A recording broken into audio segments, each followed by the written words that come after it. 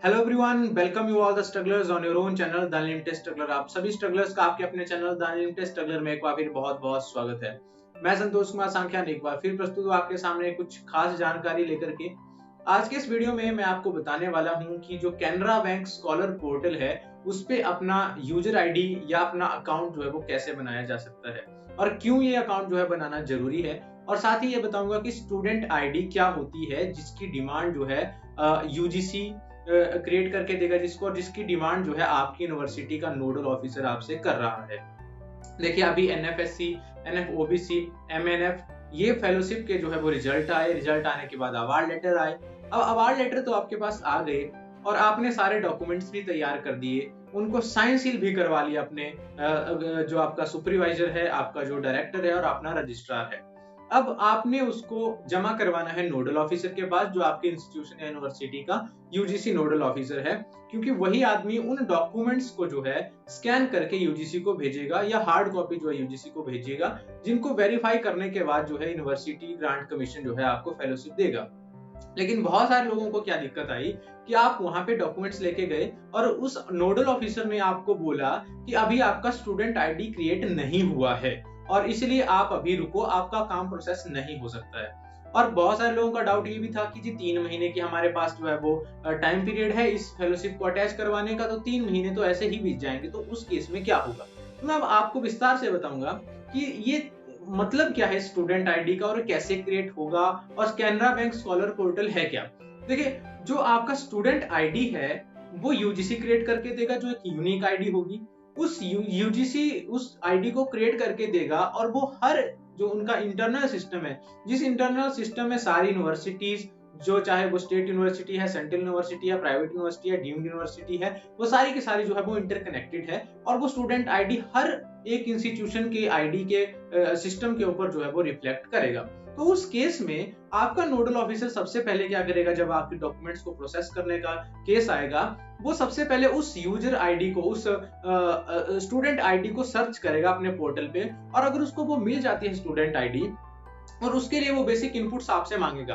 और जैसे कि आपका यूजीसी रेफरेंस नंबर मांगेगा, आपका नेट का जो है रिजल्ट का जो आपका जो स्कोर कार्ड आया उसमें आपका एप्लीकेशन नंबर क्या था वो मांग सकता है एज ए इनपुट। और उनको टाइप करने के बाद आपका मोबाइल नंबर या फोन नंबर या आपका ईमेल आईडी या नाम भरने के बाद उसको एक स्टूडेंट आईडी वहां पे रिफ्लेक्ट करेगा। फिर उस स्टूडेंट आईडी को वो ओपन करेगा और फिर जाकर के उसके अंदर जो है आपके जो डॉक्यूमेंट्स हैं उनको स्कैन करके भेजेगा। अब इसके बाद जो है आपका काम आता है कि आप कैनरा बैंक स्कॉलर पोर्टल पे अपना अकाउंट खुद क्रिएट करें। कैनरा बैंक में अकाउंट क्रिएट करने को नहीं बोल रहा हूं मैं, आप ये ध्यान से सुन ले। मैं कैनरा बैंक स्कॉलर पोर्टल पे आपको जो है अकाउंट क्रिएट करने को बोल रहा हूं। अब उससे क्या होगा, जब आप कैनरा बैंक स्कॉलर पोर्टल पे अकाउंट क्रिएट कर देंगे तो फिर जाकर के आप जो है अपनी फेलोशिप का ट्रैकिंग कर सकते हैं, स्टेटस चेक कर सकते हैं कि वो किस महीने का आपका फेलोशिप एचआरए कंटिजेंसी अप्रूव हो गया कि नहीं हुआ, जनरेट हो गया कि नहीं हुआ, डिसबर्स हो गया कि नहीं हुआ। वो सारी चीजें आपको टाइम टू टाइम वहां पे पता लगती रहेंगी। तो अब मैं आपको बताऊंगा कि कैसे वो कैनरा बैंक स्कॉलर पोर्टल पे आपको अपना यूजर क्रेडेंशियल जो है या यूजर आईडी पासवर्ड जो है या स्कॉलर पोर्टल जो है वो कैसे तैयार क्रिएट करना है। तो वीडियो को लास्ट तक देखें, लास्ट में लाइक जरूर करें, कमेंट करें अगर आपकी कोई क्वेरी होती है तो, शेयर करें अपने दोस्तों के साथ और सब्सक्राइब कर लें मेरे चैनल को अगर आप नए मेरे चैनल पे, ताकि एजुकेशन सेक्टर से रिलेटेड हर लेटेस्ट अपडेट आप तक जल्दी से जल्दी सबसे पहले मेरे चैनल के माध्यम से पहुंचे। तो आइए दोस्तों शुरू करते हैं। तो लीजिए दोस्तों, सबसे पहले कैनरा बैंक स्कॉलर पोर्टल पे आपको अपना यूजर क्रेडेंशियल, अपना अकाउंट बनाने के लिए करना क्या है, आपको गूगल पे टाइप करना है कैनरा बैंक स्कॉलरशिप। जैसे ही आप ये वर्ड टाइप करेंगे तो आपके सामने कुछ इस तरह से 2 3 4 इंटरफेस ओपन होंगे, जिसमें से सबसे पहला आएगा scholarship.canarabank.in करके वेबसाइट होगी और वहाँ पे आएगा Canara scholars corner Canara bank. इस पे आपको क्लिक करना है। इस पे जब आप क्लिक करेंगे तो कुछ इस तरह से आपके सामने इंटरफेस आएगा, जिसमें आपको यूनिवर्सिटी ग्रांट कमीशन का लोगो आएगा। सबसे पहले आगे यूनिवर्सिटी ग्रांट कमीशन लिखा होगा और साइड पे अगर आप देखें तो कैनरा बैंक का यहाँ पे आपको लोगो भी मिल जाएगा और कैनरा बैंक लिखा हुआ भी मिल जाएगा। ऊपर जो ऑप्शन रहेंगे login, registration, forget, unlock password, help और अबाउट अस का। नीचे देखें तो ईमेल और पासवर्ड का ऑप्शन रहेगा, यहाँ पे आपको भरना होगा, लेकिन ये उनके लिए है जिनके पास ऑलरेडी ईमेल आईडी या यूजर आईडी और पासवर्ड हैं, तो वो कैप्चा लगा करके लॉगिन कर सकते हैं। लेकिन हमें जो है वो नया अकाउंट बनाना है, तो हमको रजिस्ट्रेशन के ऊपर जाना पड़ेगा। रजिस्ट्रेशन के ऊपर जैसे ही हम जाते हैं तो हमारे पास कुछ इस तरह से इंटरफेस ओपन होकर के आएगा, जिसमें सबसे पहले स्कीम का ड्रॉप डाउन होगा, जिसमें हमें स्कीम सेलेक्ट करनी होगी अपनी फेलोशिप की।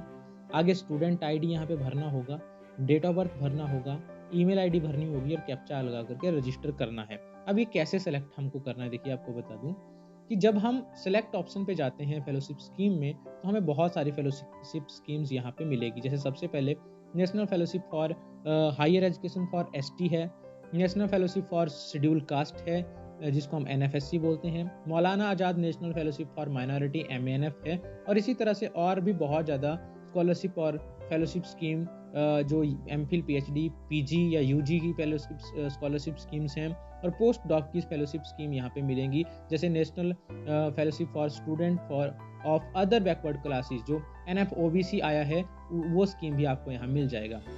मैं अभी एक ही स्कीम के लिए प्रोसेस करूंगा और आपको बाकी का समझ आ जाएगा। National fellowship for schedule cast, मैं इसके ऊपर क्लिक करता हूं तो स्कीम वाली लिस्ट में सिलेक्ट हो जाता है। आगे मुझे यहाँ पे स्टूडेंट आईडी भरना है। ये आईडी आपको कहाँ से मिलेगा? ये स्टूडेंट आईडी आपको जो है यूजीसी नोडल ऑफिसर जो आपके इंस्टीट्यूशन का होगा, वो आपको ये स्टूडेंट आईडी बताएगा, लेकिन वो तब बताएगा जब यूजीसी ने आपकी आईडी क्रिएट कर दी होगी। और अवार्ड लेटर अभी हाल ही में जारी हुए, तो 5-10 दिन के बाद जो है आपको स्टूडेंट आईडी जो है वो क्रिएट करके दे देगा यूजीसी, और वो रिफ्लेक्ट करेगा हर यूनिवर्सिटी हर इंस्टीट्यूशन के पोर्टल पर। अब लेकिन मुझे वो याद नहीं है, या मैं भूल गया या नहीं लिया, तो मुझे फाइंड कैसे करना है? मैं फाइंड कर सकता हूँ। यहाँ पे फाइंड स्टूडेंट आईडी पे क्लिक करना है। यहाँ पे फिर से मुझे स्कॉलरशिप स्कीम जो है सिलेक्ट करनी है, और वो देखिए RGNFSC यहाँ पे मैं सिलेक्ट करूंगा, क्योंकि मैं पहले ही NFSC के लिए प्रोसेस कर रहा था। अब आप बोलेंगे पहले हमने NFSC के लिए किया, अब ये RGNF आ रहा है। तो देखिए जो NFSC है, national fellowship for schedule cast, या NFST है, या NFOBC है, इनका नाम पहले राजीव गांधी नेशनल फेलोशिप ही होता था, अभी जो है इसको NFSC बोलते हैं। तो मैं ये कर लेता हूँ इसको सिलेक्ट। आगे मुझे नाम भरना है, मोबाइल नंबर भरना है, अकाउंट नंबर भी भर सकता हूँ और ईमेल आईडी भी भर सकता हूँ, लेकिन मुझे वो इन्फॉर्मेशन डालनी है जो अभी ज़रूरी है और जो मेरे पास अवेलेबल है। तो मैं यहाँ पे अपना नाम भरता हूँ, और आगे में आप देखेंगे कि मेरा यहाँ पे नंबर और ईमेल आईडी ऑलरेडी आ चुका है। अब इससे मैं डाल करके इन्फॉर्मेशन सर्च करता हूँ। जैसे सर्च करता हूँ तो संतोष कुमार या संतोष कुमार से मिलते जुलते नाम पूरे जो ऑल इंडिया की लिस्ट में किसी भी यूनिवर्सिटी में अगर, तो देखिए अगर एडमिशन ले रखा होगा स्टूडेंट ने, तो उसकी स्टूडेंट आईडी के आगे जो रिफ्लेक्ट करेगा यूनिवर्सिटी का नाम कि किस यूनिवर्सिटी में एडमिशन ले रखा है। अगर नहीं किया होगा, नहीं लिया होगा एडमिशन, तो नीचे खाली उसका जो यूजर आईडी क्रिएट हो चुका होगा नाम होगा, बाकी यूनिवर्सिटी का नाम नहीं बताएगा। आगे सिलेक्ट करने का ऑप्शन रहेगा, तो यहाँ से आपको चूज करनी है, सिलेक्ट करनी है आपके वाली स्टूडेंट आईडी जो कि आपके रजिस्ट्रेशन नंबर या जो रेफरेंस नंबर है उससे मैच करती हो। देखिए फॉर एग्जांपल मैं यहाँ पे ये सिलेक्ट कर लेता हूँ एक स्टूडेंट आईडी, अभी सिर्फ बताने के लिए, आपको डेमो बताने के लिए। असली में हम क्रिएट नहीं कर पाएंगे अभी, क्योंकि मेरे पास कोई स्टूडेंट आईडी ऐसा अभी है नहीं। तो स्टूडेंट आईडी मैंने फॉर एग्जांपल यहाँ पे सिलेक्ट कर लिया है। अब मैं डेट ऑफ बर्थ भरूंगा, ईमेल आईडी भरूंगा, और यहाँ पर जाकर के मैं कैप्चा लगा करके इसको रजिस्टर कर दूंगा। और जब मैं रजिस्टर कर दूंगा तो मेरे पास जो है वो एक मेल आएगा जिसमें मुझे यूजर आईडी और पासवर्ड जो है वो मिल गया होगा। अब उस यूजर आईडी और पासवर्ड का यूज मैं किस लिए करूंगा? मैं इसको लॉगिन करने के लिए करूंगा। अब जब मैं लॉगिन करूंगा यहाँ पे, तो लॉगिन करने के लिए मुझे यहाँ पे वो यूजर आईडी पासवर्ड भरना है।